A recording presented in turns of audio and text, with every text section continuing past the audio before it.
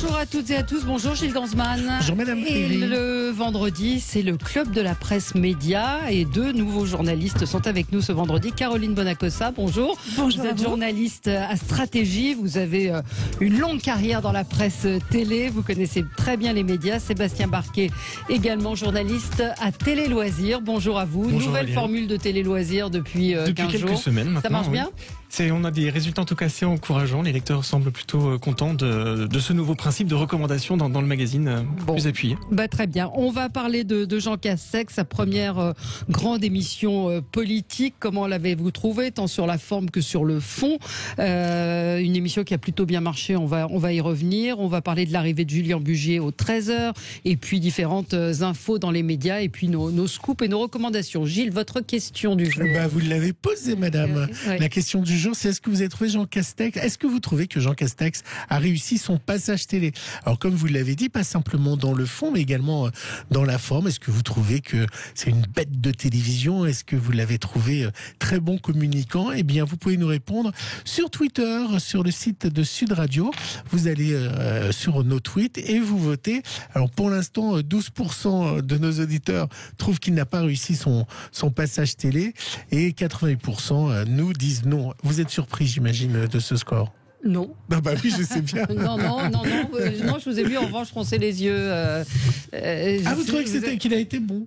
En tout cas, moi je trouve Sébastien Barquet, ouais. quand il parle, on l'écoute. J'en attendais pas grand-chose puisqu'on le connaissait pas trop, donc vraiment je me suis laissé porter par la découverte hier soir. Je l'ai trouvé plutôt pédagogue. Il a essayé d'être assez proche des Français qui étaient venus pour discuter avec lui, et je trouvais que son message en tout cas passait plutôt bien.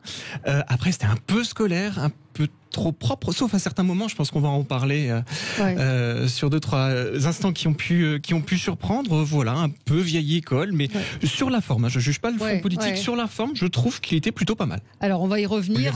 Ça a plutôt pas mal marché. Enfin, ça a plutôt pas mal marché. On avait. Mais vous êtes mauvaise langue, Valérie. Moi j'avais quoi? Pourquoi? Sur les scores hier sur nos paris. Parce que l'émission était un peu en perte de vitesse depuis quelques numéros. 2 271 000 téléspectateurs hier, 10,6% du public. C'est arrivé en 4e position. Un Grand Hôtel a plutôt très bien marché, très bien terminé les deux derniers épisodes. Voilà, donc il est arrivé quand même en 4e position. 2,2 millions, c'est mieux que l'ancien Premier ministre. Et c'est vrai qu'on ne s'attendait pas, Caroline Bonacossa. Oui, ils étaient à 1,2 million, je crois, à la dernière émission. Oui, donc absolument, il a fait mieux qu'Édouard Philippe. Oui, on peut dire, alors que Édouard Philippe, en termes de popularité, est beaucoup plus haut que Jean Castex. Donc on peut dire que c'est un très beau retour, je trouve, de cette émission politique. On le sait tous, la politique, c'est pas ce qui drive le grand public. Et je trouve qu'il y a eu une façon de repenser cette émission qui est très intéressante au niveau du décor, de la mise en scène, de la façon aussi de traiter la parole politique et quelque part de la désacraliser, de la désinstitutionnaliser en mettant un peu le politique plus en prise avec le pays et un peu moins dans son côté techno refroidissant. Et de ce point de vue-là, Jean Castex, effectivement, est apparu, je trouve, assez rassurant, assez honnête, assez avec un certain charisme. Et d'ailleurs, dans les items, c'était drôle, on lui a reconnu quand même, malgré tout, à 59% de l'autorité. Et donc, c'est pas mal d'arriver à cette alliance-là, à la fois d'être rassurant et en même temps d'incarner réellement un pouvoir politique qui sait ce qu'il veut. Moi, je l'ai trouvé très mauvais, mais on va passer au zapping avant de faire le débat. Allez-y, faites votre zapping. Sud Radio, 10h midi, média, l'instant zapping. C'est parti pour le zapping. On va donc en parler dans notre débat. Et évidemment, c'est l'info média d'hier. C'était la grande première de Jean Castex dans une émission politique. Alors ici, voulu franc, c'est peut-être une erreur quand on l'a interrogé sur Stop Covid. Vous téléchargez l'application Stop Covid sur votre téléphone? Non. Non. Non, parce que je ne l'ai pas chargé, je ne l'ai pas fait. Mais pourquoi? Mais vous poussez les Français à le faire, vous l'avez pas fait? Oui, je pousse les Français à le faire, mais je ne l'ai pas fait parce que, voilà, je l'ai pas fait. Vous êtes honnête, mais c'est... Voilà. C'est un peu dire. Faites ce que je dis et ne faites pas ce que je fais. Non. Malheureusement, l'exercice de mes fonctions fait que je ne prends plus le métro, je le regrette. Vous croisez des gens tout le temps. Il y a Bruno Le Maire que vous croisez qui est malade. C'est avec Stop Covid, ça aurait sonné, parce qu'il y a eu quand même pas mal de ministres il a qui ont fait été mis en... 1 milliard de déplacements. Donc, est-ce qu'il s'est fait prendre il a répondu spontanément. Mais est-ce que c'est pas ce dont on a envie aussi, de sortir du mythe du politique parfait, de cette espèce d'image complètement fake qu'on nous vend? Et moi, un Premier ministre qui reconnaît, oui, je devrais et je ne le fais pas, moi j'ai plus confiance en lui qu'un Premier ministre qui me fait la leçon et sur le mode professoral en s'adressant aux Français comme si les Français étaient inconséquents et que lui était parfait. Moi je trouve que là on touche plus du doigt le vrai monde. Quoi. Oui, en plus c'était vraiment une réaction spontanée. Je pense que les gens ne lui reprocheront pas de ne pas avoir téléchargé l'application, mais au contraire apprécieront sa franchise dans sa réponse. Mais moi j'hallucine en vous entendant. On peut pas avoir dépensé des millions, c'est-à-dire l'argent des Français. On peut pas inciter les Français. Quand même. C'est bien sûr. Disait, moi je porte pas le masque. C'est un peu ça quand même. C'est pas parce que vous prenez pas le métro ou pas. C'est-à-dire qu'il représente la France. C'est le premier des Français. Et donc on ne peut pas dire en plus à la télévision sur un média comme ça que on ne télécharge pas, ce qui incite évidemment à des mesures de protection. On peut pas dire je fais tout pour vous protéger et je ne télécharge pas Stop Covid, même si j'apprécie, comme vous dites, sa sincérité et qu'on n'a pas l'habitude à la télévision de voir des gens sincères. Mais c'est une sincérité ou c'est une gaffe? Mais c'était sous forme de mea culpa. Moi je l'ai compris comme ça. Il a dit je vais être franc, je le fais pas. Et c'est vrai que voilà. Mais il a pas dit je devrais le faire. Il a dit je prends pas le métro comme excuse. Donc je suis un petit peu d'accord avec Gilles. C'est un peu. On sentait quand même. Il en était pas fier.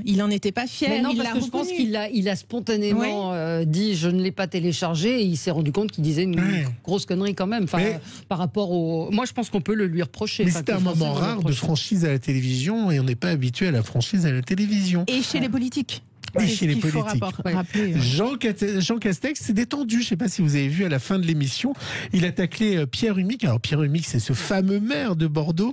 Vous savez qu'il ne veut pas d'un sapin parce que c'est un arbre mort pour Noël. Et bien du coup, Jean Castex l'a taclé un petit peu. C'était rigolo. Je me suis dit à Bordeaux, maintenant peut-être que vous allez interdire les matchs de foot ou de rugby pour pas qu'on abîme la pelouse. Vous nous aviez habitué à mieux que ce type de caricature, monsieur le Premier ministre. Elle a dit que c'était pour plaisanter. C'était pour plaisanter. Oui, ça souffre une pelouse. Donc voilà, marcher avec tous les crampons. Dans l'émission également, alors c'était sur TPMP, sur C8, qui est surtout une émission pour jeunes. Eh bien, Frédéric Becbédé a pris la défense de Nicolas Bedos. Vous savez que Nicolas Bedos a écrit un texte encourageant les gens à oublier tout geste barrière, sortir, vivre, quitte à mourir. Frédéric Becbédé a pris sa défense. Nicolas Bedos, il a écrit un texte pamphlétaire. Donc c'est normal, c'est un style qui est excessif, mais on est dans une situation où il faut un peu s'énerver parce qu'il n'y a pas grand monde dans le camp de la liberté. On est quasiment dans une guerre civile entre d'un côté la santé et de l'autre la liberté. Et il y a peu de voix qui s'élèvent dans le camp de la liberté. Tout le monde a l'air d'accord pour dire qu'il faut absolument tout interdire pour sauver des vies. Alors d'accord, mais pensons aussi à tout ce qu'on est en train de détruire. Alors ce matin, il a réagi, Nicolas Bedos, à toute la polémique. Hier, même le ministre de la Santé lui a répondu. Il dit « Je me permets de rappeler à certains éminents journalistes que je ne suis pas ministre de la Santé, j'en serais bien emmerdé. Je ne suis qu'un auteur qu'on appelait jadis avec un soupçon de mépris un pamphlétaire. Et accessoirement, je vous rappelle que nous sommes encore libres de penser différemment, de débattre, de nous indigner et même de nous tromper. » Voilà, donc c'est ce qu'il a répondu. Oui, il réincarne quelque part aussi, il faut pas l'oublier, c'est un saltimbanque, c'est un bouffon du roi, il faut parfois qu'on sorte un peu du politiquement correct, de la bien-pensance, et je pense que de ce point de vue-là, on est tous en prise avec la société, et on sait très bien tous, on entend ce discours-là autour de nous. Combien de gens nous disent, mais là, qu'est-ce qu'on fait, on se prive de toutes les libertés. Elle n'est fait que de règles. Moi, je peux pas rouler à 200 km/h, j'aimerais rouler cheveux au vent. Mais en tous les cas, bien sûr, et on est tous pris entre nos envies et puis les restrictions qu'on nous impose, mais je trouve ça aussi bien qu'un saltimbanque ou qu'un bouffon du roi, une fois de plus, incarne cette parole-là de liberté, et puis après tout, ça n'engage que la responsabilité, effectivement, de Nicolas Bedos, et il a le droit de penser que il faut aussi penser à nos vies, regardez par exemple, c'était le cas aussi sur le plateau de Castex hier, quand il y avait une jeune lycéenne qui disait mais vous nous volez notre jeunesse. Et au fond, Nicolas Bedos, il est dans ce même discours-là, c'est-à-dire de dire pendant ce temps-là, que se passe-t-il de nos vies 39-45, on a pris la jeunesse de nos garçons aussi. Hein.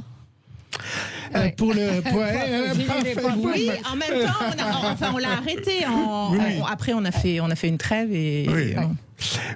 mais il y a eu également des gens qui ont décidé de ne pas aller à la guerre. En tout cas, ça a beaucoup fait réagir. Mais il savait que ça ferait réagir aussi. Je pense qu'il en a joué aussi. Donc, absolument. Pour le président des maîtres restaurateurs sur BFM, maîtres restaurateurs des maîtres restaurateurs, oui, madame, sur BFM, pour lui, le fait de fermer tous les établissements, eh bien, on est non seulement en train de tuer le métier, mais surtout on laisse un boulevard à la malbouffe. On va sacrifier l'art de vivre des Français et nos restaurants. Il y a des grands chefs qui disent ils vont fermer tout ça. Oui, ils vont fermer, ils vont changer de main. Parce que vous avez, entre guillemets, les charognards qui sont là, excusez-moi du terme, mais c'est celui-là. On va racheter nos affaires, ça va être des fast-food, ça va être des restaurants de malbouffe. Ce qu'on est en train de faire aujourd'hui, c'est pour les années à venir. D'un côté, des gens qu'on humilie, nous, les restaurateurs, et d'autre part, on fait une autoroute à la malbouffe. Et pour finir ce dernier son, Valérie, vous m'avez envoyé un SMS, vous m'avez dit « Regarde, c'est fabuleux, c'est fantastique, j'adore ». C'était Gad Elmaleh qui reprenait du Nougaro. Alors tout de suite, j'ai zappé. Et donc merci, Gad Elmaleh. Armstrong, la vie, quelle histoire. C'est pas très marrant. Évidemment, c'était du second degré. Je vous offrirai l'album pour Noël, non, madame. Ça va. Vous refusez mes cadeaux, c'est pas bien. Un peu curieux, je ne sais pas si vous l'avez vu. Voilà.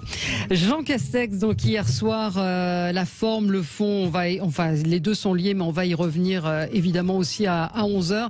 Mais on va en parler avec vous dans un instant. Un auditeur, Mickaël, nous dit cette émission politique, c'était le cliché des accents du Sud avec Castex, Urmic, Ménard, un accent pour se faire passer proche du peuple et de la province. Voilà, vous avez 2 minutes pour réfléchir, on va en débattre. Avec vous sur Sud Radio, avec Caroline Bonacossa, journaliste média à stratégie, Sébastien Barquet, journaliste télé à Télé Loisirs, voilà, et on parle donc de la prestation hier de Jean Castex. Hier, première grande émission politique. Qu'en avez-vous pensé sur la forme et sur le fond? Est-ce qu'il a été un bon communicant? Je ne sais pas qui veut commencer. Ben moi, sur la forme, j'ai vachement apprécié le nouveau plateau en fait que j'ai trouvé punchy avec ce orange. On est sorti des couleurs un peu républicaines, bleu, blanc, rouge. Là, c'était assez vif. J'ai bien aimé la mise en scène. J'ai bien aimé la réalisation, le fait que tous ces écrans splittés, le fait qu'ils commencent par quelques questions un peu incisives. Je trouve qu'il y a vraiment eu une envie de mettre du rythme et de donc désacraliser un peu cette parole politique. Parce que le problème quand vous recevez un Premier ministre, c'est qu'on a tendance, quand on est journaliste, à s'asseoir dans un fauteuil, à être un peu tétanisé et à se dire « faut pas que je sois mauvais ». Et là, on sentait que y avait eu une réflexion en se disant non, on a un Premier ministre, il faut qu'on le confronte au problème et la situation d'aujourd'hui. Je trouve que le questionnement a été bon et le résultat, malgré tout, intéressant parce qu'on a vraiment l'impression, en tous les cas, d'avoir pu découvrir Jean Castex en situation, dans différentes situations, effectivement, quitte à faire parfois une gaffe, à pas trop savoir. Là, par exemple, les piscines, je sais pas, voilà, et on laisse les piscines ouvertes. Si elles sont ouvertes. Et puis, on attend 1 heure pour qu'Olivier Véran dise, j'ai adoré, mais oui, le Premier ministre avait raison, les piscines couvertes sont fermées. Mais donc, on a senti comme ça un peu d'une émission finalement très vivante, avec des interactions que j'ai trouvées intéressantes, et donc un homme qu'on a découvert. Alors, effectivement, il est assez aux antipodes physiquement c'est lui de Funès, hein. C'est ça. Alors, ce qui est d'autant plus drôle, c'est qu'il... il n'était pas moche, lui, de Funès. Non, mais il est rempli de tics, il est rempli de... J'en ai pas vu tant que ça, moi, de tics hier soir. Je l'ai trouvé un petit peu tendu au début de l'émission. Alors, il est arrivé sans lunettes. Sans lunettes, et puis quand il les a remis, on n'a pas trop compris pourquoi. Il aurait pu les garder dès le départ, je pense que ça dérangeait personne. Il est resté... En fait, je trouve qu'il est resté le même pratiquement pendant toute l'émission. Il s'est rarement laissé déstabiliser, sauf à 2 reprises par 2 intervenants, notamment la maman d'Adrien Pérez qui avait été assassiné il y a 2 ans, où là il a laissé parler l'homme, il a fait preuve d'humanisme, on a découvert ce côté-là, et c'était également laissé un peu déstabilisée par la représentante des seniors Armelle qui a été extraordinaire, pleine de charisme. Quand elle l'a interpellée, elle s'est pas laissée démonter. Là aussi, il a un peu changé sa posture physique quand il lui répondait un peu plus par-dessous, a essayé d'être poli par rapport à elle. Mais voilà, moi j'ai trouvé plutôt pédagogue, c'est ce qu'on disait dans l'exercice, pas toujours très concret. Alors oui, il a donné des informations, les 8% de plus de budget pour la justice. Je trouve qu'il est passé un peu rapidement, moi, sur les résultats des tests Covid, où on dénonçait un petit peu justement la lenteur pour pouvoir les recevoir, et ça fait partie aussi de la stratégie de notre pays contre le virus. Ça, c'était un petit peu lent, pas très clair non plus, effectivement, sur les piscines, puisqu'on est revenu dessus. Il a demandé vérification en plein direct. Voilà. Après, sur la forme de l'émission, moi je trouve qu'elle porte très bien son titre. Vous avez la parole. C'était très intéressant de le confronter justement à la parole des Français. Je suis un peu partagé, moi, sur les différents témoins qui étaient présents. Ça me gêne un peu, cette émotion dans une émission politique. J'en menais pas large, moi, quand la maman d'Adrien Pérez a Alors certains parlé. ont reproché ce côté. Alors, il y a deux réactions de confrères. Michel Denisot hier qui a dit: la toile cirée en fond d'écran derrière Léa Salamé, c'est une faute de goût. C'est de l'humour, il a l'habitude de ça. Et ce matin, c'est Guillaume Durand qui critiquait justement la forme de l'émission, où il y avait l'infirmière qui se plaint, la mamie, enfin la retraitée, enfin elle n'est pas retraitée d'ailleurs, Armelle Le Bigot, mais la grand-mère qui se plaint. Enfin, et on a l'impression qu'il était mis en accusation devant tous ces cas particuliers et responsable de tout ça. Moi, je trouve pas qu'il ait été mis en accusation. Il a été, pour moi, confronté. C'est-à-dire qu'il faut sortir. Vous savez bien que la problématique, c'est qu'on voit les politiques comme des énarques enfermés dans leurs belles institutions, du Conseil d'État, des ministères, et totalement coupés de la réalité et du pays. Et là, il a été confronté à des citoyens, des gens qui peuvent avoir une colère, qui peuvent avoir un quotidien difficile. Et moi, j'attends des politiques, mais qui nous apportent des réponses à tous. Donc, de ce point de vue-là, moi, je trouve que c'était intéressant de le confronter.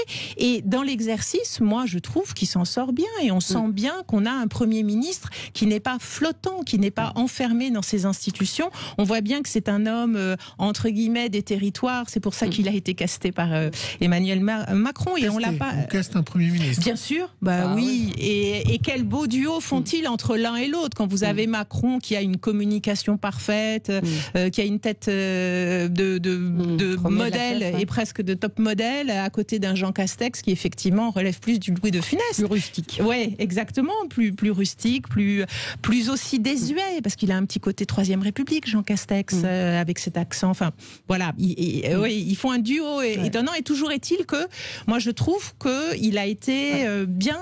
Il s'est pas laissé déborder, et on sentait quand même un homme qui est en prise avec la réalité du pays, qui n'est pas enfermé dans des sphères de pouvoir qui le coupent et le déconnectent. Alors, quelques réactions, pardon, mais franchement, je vois pas l'avancée du débat. Si le Premier ministre vient dans une émission assez casse-pipe, il faut bien l'avouer pour dire si oui ou non Roland Garros aura lieu.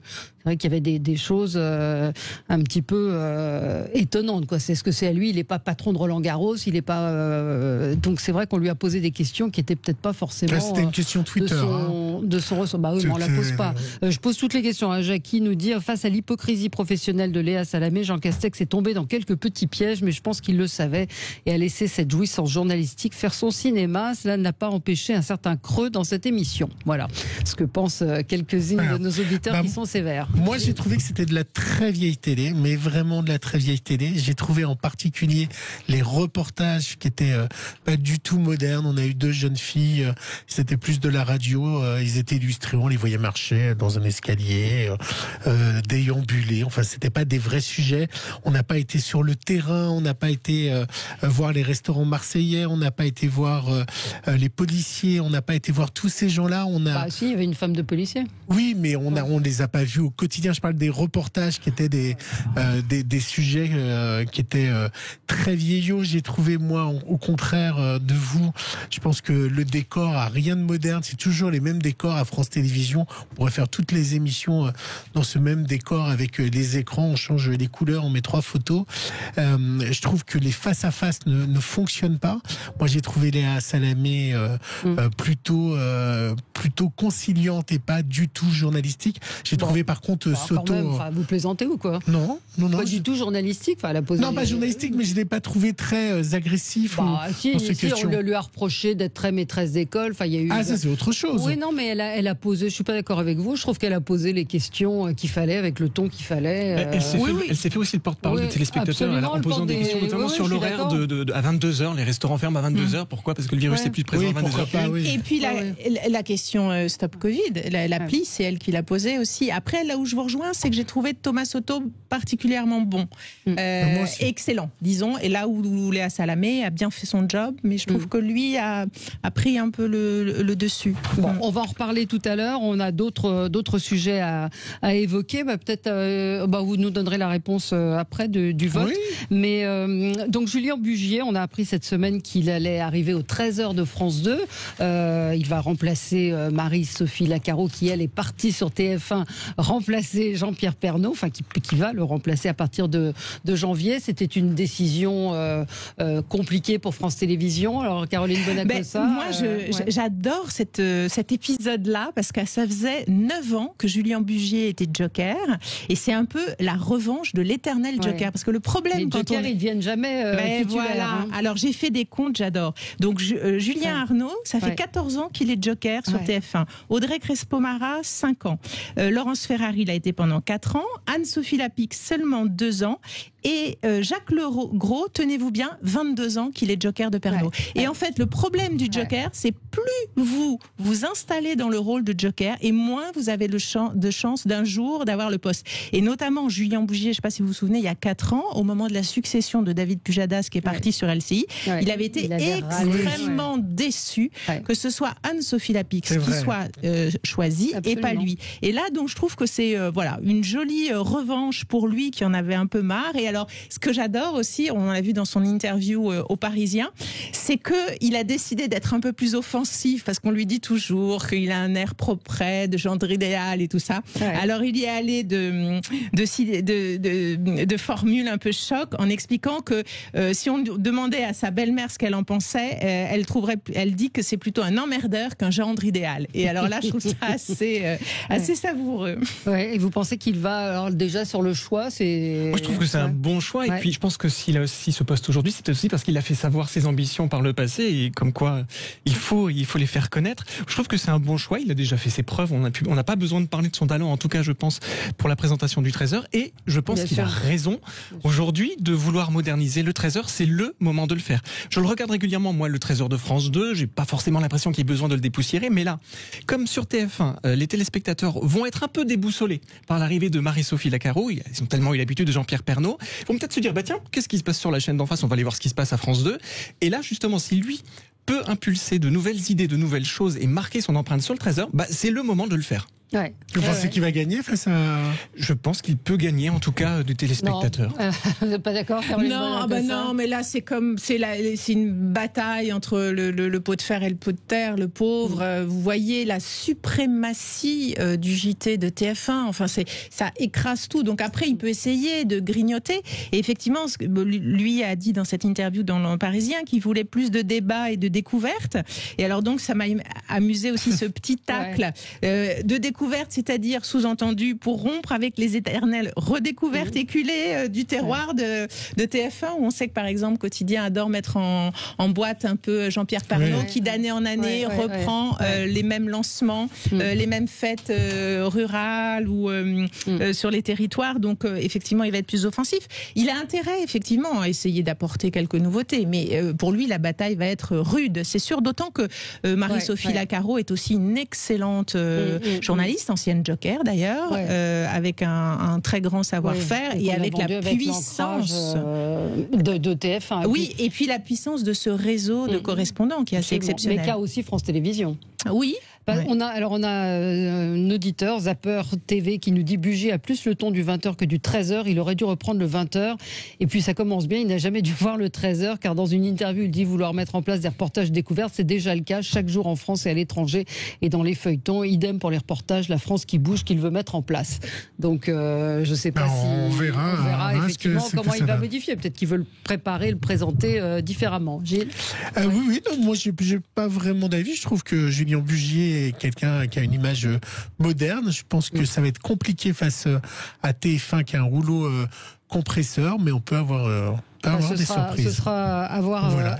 Et puis la question, c'est de savoir s'il continuera ou pas la radio. C'est aussi une question média. Il a dit qu'il continuerait. Il a dit qu'il continuerait pendant 1 an. Je pense qu'il a un contrat de toute façon. Bien sûr, avec il est sur Europe 1 à 18h. Très compliqué pour lui de ne pas continuer. Je voulais aussi, demain, nouveau programme, c'est la rentrée pour France 2, avec le retour de Laurent Ruquier. On est en direct. Et puis, surprise, qui marque son grand retour. Il y avait eu une émission anniversaire. Laurent Ruquier qui a dévoilé quelques noms, mais qui sont pas très excitants, je trouve, dans ceux qu'il a dévoilés. Alors effectivement, il a parlé pour l'instant de Bernard Campan et d'Isabelle Carré qui viendraient sur son plateau. Mais alors moi, ce que je note surtout, c'est que la vraie rupture, à mon sens, en coulisses, c'est surtout que Catherine Barma ne va plus assurer la production des émissions de deuxième partie de soirée sur France 2, alors qu'elle le faisait, tenez-vous bien, depuis autant de temps que Jacques Legros à la présentation, 22 ans. Depuis 22 ans, puisqu'elle avait fait d'abord Ardisson, et ensuite Ruquier. Donc là, c'est le vrai gros changement, à mon sens, c'est plus de Catherine Barma, qui a quand même, on le sait, un talent pour créer le buzz, trouver les bons invités. Philippe Thuillier, qui est le producteur, bon là, c'est un peu de la cuisine, mais c'est un très bon producteur, vous verrez. Moi, je pense qu'on va être surpris, et je pense que il avait besoin aussi de se libérer et d'avoir quelque chose qui se renouvelle. Alors on va voir de quelle façon ça fonctionne. Il n'y a pas eu il a pris une grosse baffe sur TF1, et après toutes les émissions qu'il a faites, Ruquier, ont presque toujours fonctionné. Bien sûr. Donc il a été toujours à la tête de succès, sauf la première fois sur TF1 produit par Ardisson. Et là, la nécessité, je pense qu'il avait, il s'en est bien rendu compte, c'est que son émission, il l'enregistrait toujours le jeudi soir, à l'heure à laquelle on est des réseaux sociaux et de la réactivité qu'il y a. Son émission était déjà trop vieille après 2 jours enregistrés le jeudi, diffusés le samedi. Là, il va être effectivement en direct, et je pense que ça va donner une adrénaline, une puissance et une réactivité qui vont être très intéressantes. On va voir.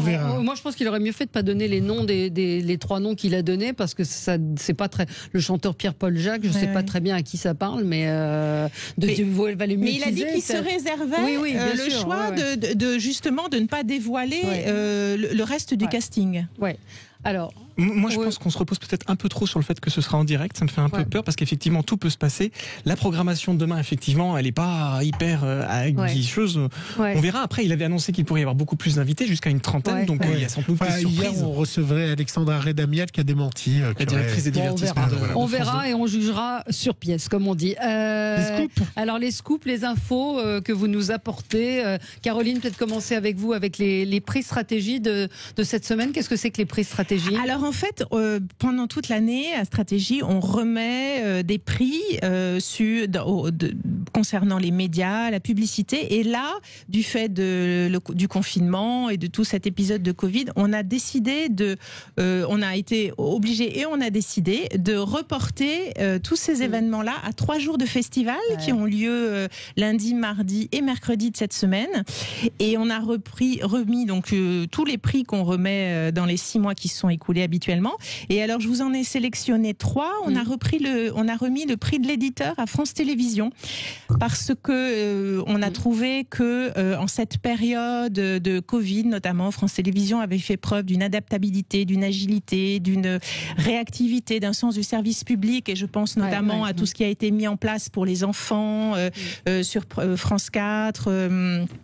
Tout l'accompagnement par rapport pédagogique, par rapport à l'absence aux cours distanciels. Et puis on a remis 2 prix à 2 pubs que je vous conseille de regarder, parce qu'elles sont vraiment extrêmement réussies.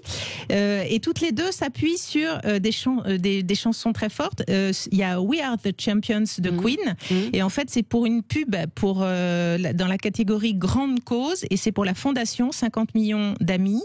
Figurez-vous qu'en France, on a le triste record record du pays où il y a le plus d'abandon d'animaux domestiques d'Europe. Ouais, et donc, je vous conseille de regarder donc cette pub qui a été faite par Altman et Pacro, qui a donc eu ce prix. Ce sont les agences pour nos éditeurs. Exactement. Et l'autre agence, qui est une très grosse agence de pub qui s'appelle BETC, a fait une pub Lacoste qui s'appelle Comment je me suis disputée. Et c'est sur l'éternel air de l'hymne à l'amour de Piaf. Ils n'ont pas mis du rap, ils sont habitués au rap, Lacoste. Ouais, mais justement, ils ont fait un côté vintage. Et alors, regardez aussi cette pub parce qu'elle est vraiment très belle et très, très émouvante. Voilà. Bon. Et en musique, on reste avec l'Eurovision. En musique. On va aller voir ces pubs. Et l'Eurovision ? L'Eurovision, oui, normalement, l'édition 2021 devrait avoir lieu. Bien sûr que si, ça aura lieu.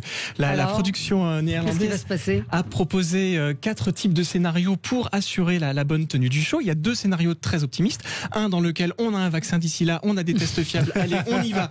Tout le monde sera présent sur place. Par contre, effectivement, ça. Je ne sais pas si on aura une razzia de 12 points pour la France. Ça, c'est pas dans le contrat. Et un deuxième scénario un tout petit peu moins optimiste où on a encore une distanciation qui sera imposée. Et là, du coup, il y aurait moins de monde sur site, mais quand même, le show aurait lieu devant un public. 2 scénarios plutôt pessimistes. Un dans lequel certains pays ne pourraient pas faire le déplacement. Donc, du coup, il serait prévu que l'émission propose à la fois des lives depuis les Pays-Bas, c'est à Rotterdam que ce sera organisé, et depuis aussi les pays depuis les studios qui ne pourraient en tout cas qui ne pourraient pas se déplacer. Et le scénario catastrophe dans lequel les Pays-Bas seraient une nouvelle fois confinés, et à ce moment-là, effectivement, tous les pays feraient un live depuis leur propre studio. Voilà. Ça... Attention, c'est déjà ce qui va être testé pour l'Eurovision Junior. Pardon ? Ça doit être quand l'Eurovision ? C'est quoi la date ? C'est mi-mai. Mi-mai l'année prochaine. Pour l'Eurovision Junior, il y a une petite française. Ou français, on ne connaît pas encore le nom du représentant. Ce sera le 29 novembre à 17h sur France 2. Et donc là, effectivement, va être testé le principe on n'envoie pas les artistes en Pologne, puisque c'est là que ça devait être organisé, mais chacun chantera depuis son pays. Très bien. Conseil télé pour rapidement. Laetitia, parce que c'est la fiction. Il y a eu la première partie, vous pouvez la regarder en replay sur le site de France Télévisions, les 3 premiers épisodes. Vous avez les 3 suivants, je crois que c'est lundi prochain. C'est signé par Jean-Xavier Delestrade, qui est quand même prix Albert Londres pour ses documentaires, notamment La justice des hommes et Le coupable idéal.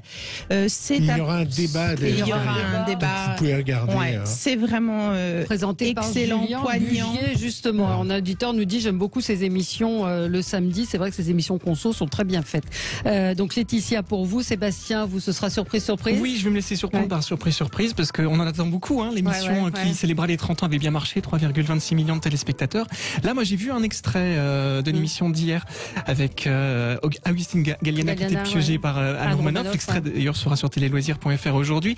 Et je trouve ça plutôt réussi. J'en attends beaucoup.